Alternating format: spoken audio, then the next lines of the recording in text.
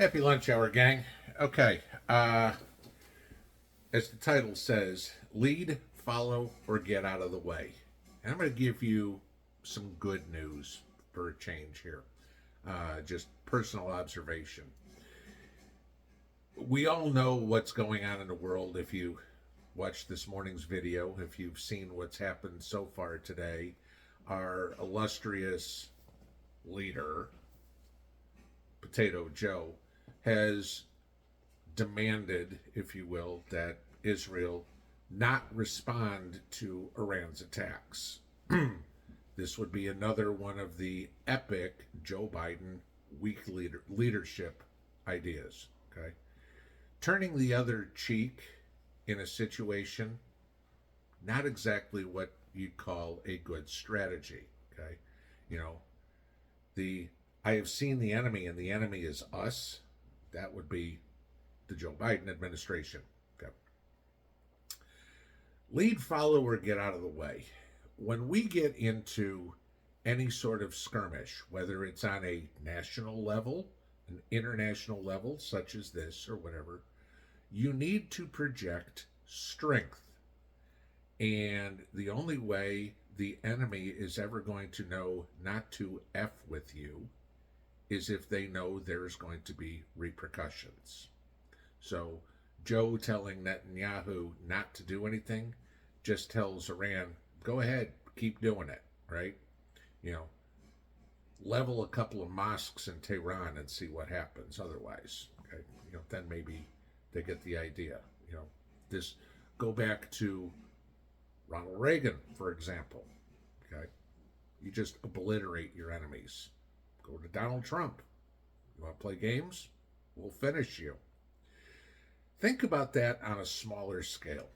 With everything that's going on in the U.S. right now, with the wonderful movie that came out Friday, Civil War, okay, and what is it, some 60 or 70% of the United States expects a civil war in the United States within the next decade.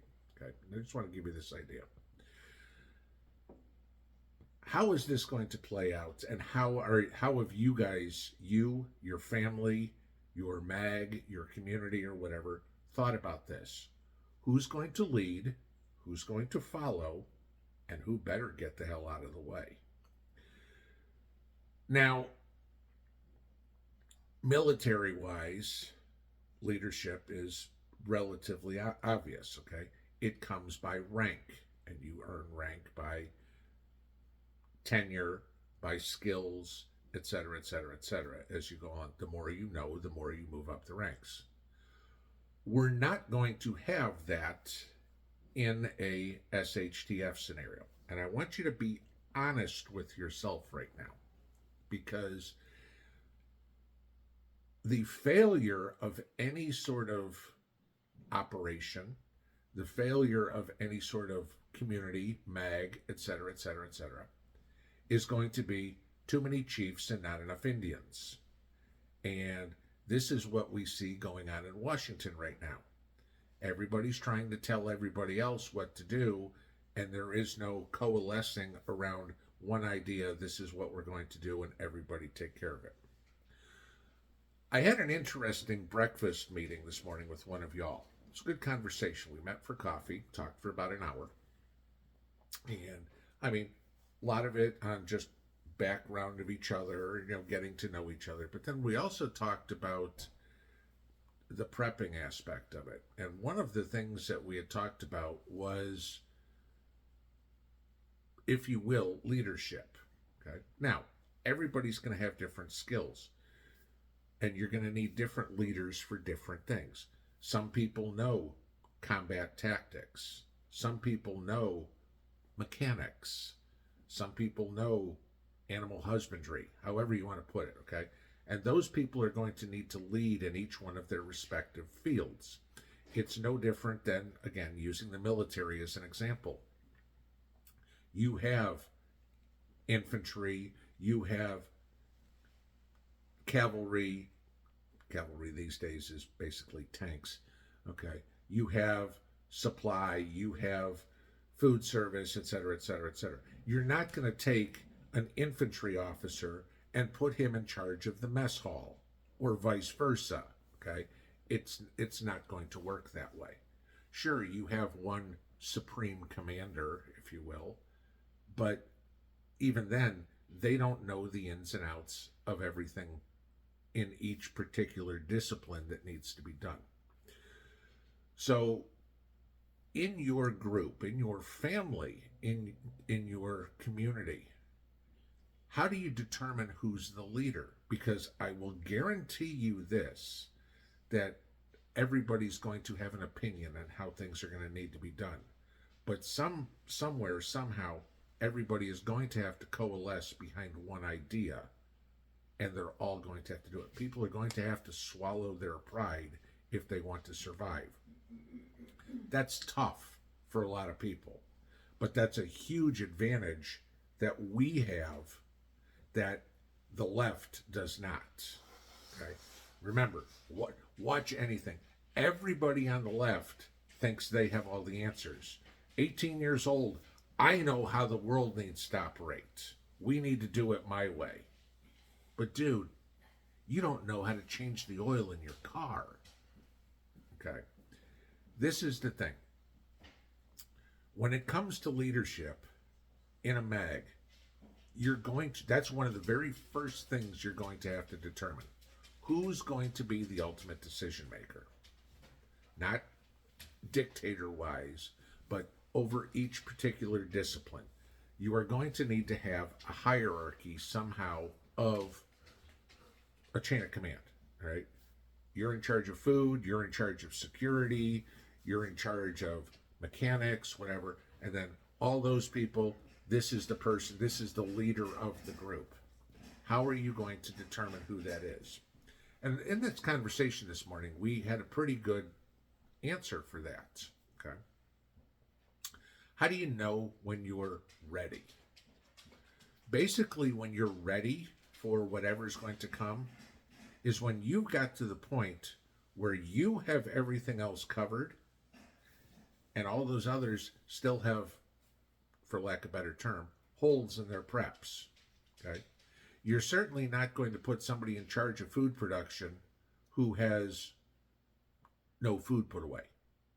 You're certainly not going to put anybody in charge of security or any sort of offensive, let alone defensive maneuvers you make, who probably doesn't have some military and or police experience. Okay? You're certainly not giving it to some 18-year-old kid and say, hey, guess what? You go lead everybody into figuring out how we're going to defend ourselves against any oncoming marauders. Okay, unless you don't want the 18-year-old kid around anymore, because chances are he's got about a life expectancy, that of 12 minutes. Okay. Go back to the book 1 Second After, Colonel Masterson. Okay, why was he the de facto leader? Because he knew about military. He knew about tactics. He knew about dividing people into where their best use was. Okay? You can also go back to the scene at the beginning of the first book where the one kid was stealing from the pharmacy and he was the one that pulled the trigger for the execution. Okay? There's going to be situations like that, I guarantee you.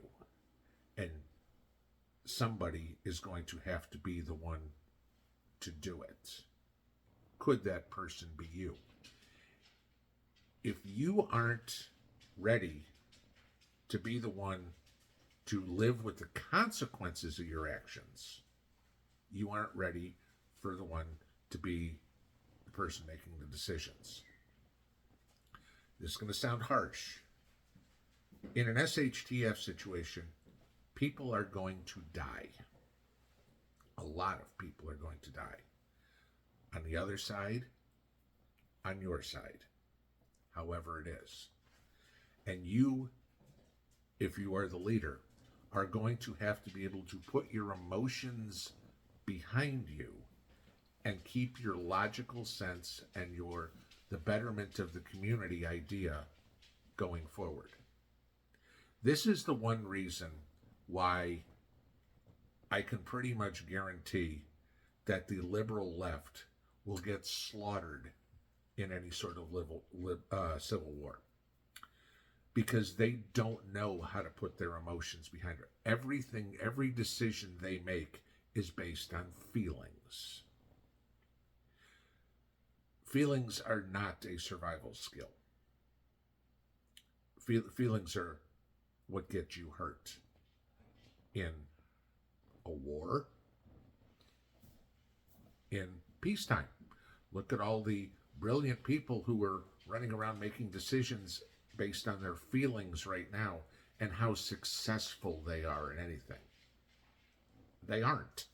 Okay. It's a really tough thing to do. But you need to know in your heart, are you ready to step up to be a leader? Are you better in a position to be a follower?